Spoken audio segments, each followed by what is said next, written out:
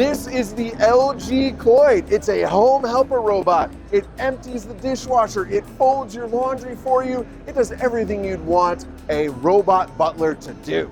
And here it is at CES.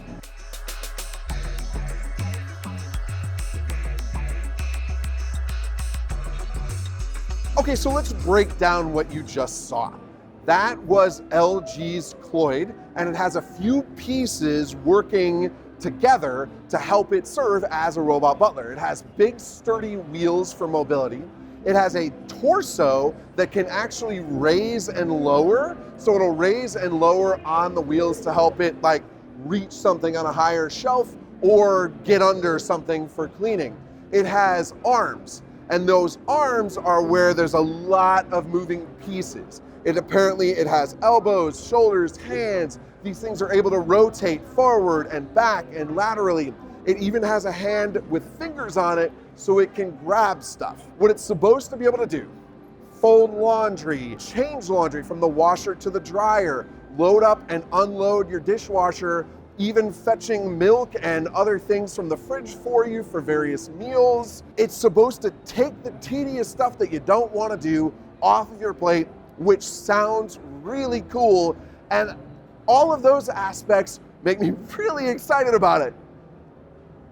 Here's the thing though. In all the demos I've seen, it's doing kind of simple stuff slowly and haltingly. It like took a towel and loaded it into the washer very slowly. It's kind of hesitant at loading up laundry. Even in the demo there, they were like, say goodbye, buddy. And it didn't, it froze up. This is a tech showcase. That can happen.